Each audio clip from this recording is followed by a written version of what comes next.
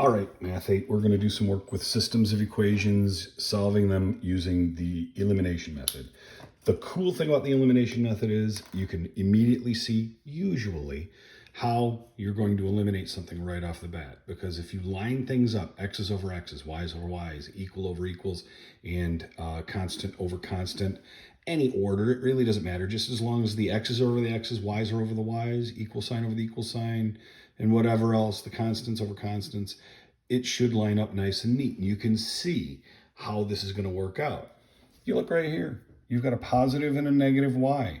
If I do this and I add these two equations together, okay, I put parentheses around it because the addition includes everything. I'm adding everything. 1x plus 1x makes 2x. 1y, a negative 1y and a positive 1y cancel each other out. They're gone. So I don't bring anything down. I don't bring a 0y down, because if I bring a 0y, 0 times y is nothing anyways. 8 plus 12 is 20. Bring down the equal sign. 2x equals 20. So look what this did. This wiped out one of the variables right off the bat. The y value is gone.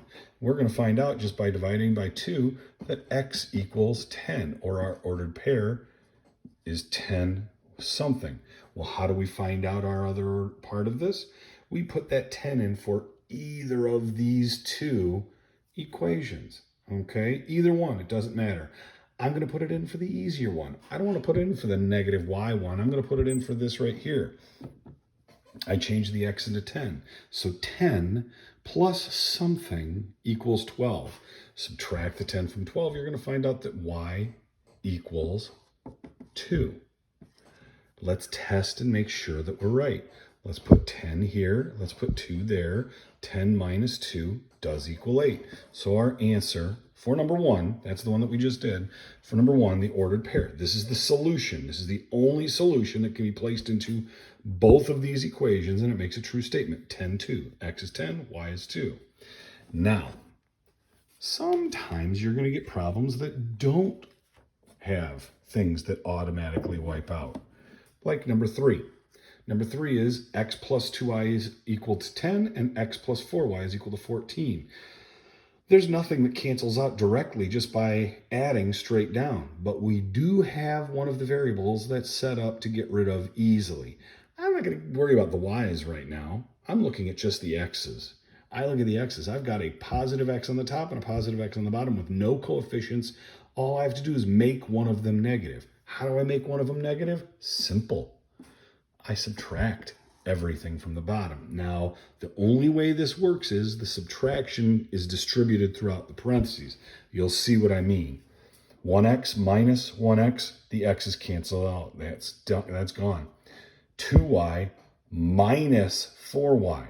The 4y turns into a negative, so it's 2y minus 4y makes a negative 2y. Bring down the equal sign. 10 minus 14. A positive 10, a negative 14 makes negative 4. We've just taken these two ugly equations, turned it into one super easy dividing by negative 2, and y is equal to, a negative divided by negative is a positive, and the answer is 2. Our ordered pair is something 2. Now, it's our choice. Do we want to put it into the top one or do we want to put it into the bottom one? It doesn't matter. It will work for either one as I drop the marker on the table and make a mark on the table. It doesn't matter. I'm going to put it into the top one. Why? A little smaller numbers, I don't want to worry about it. I'm going to change the y into a 2. 2 times 2 is 4.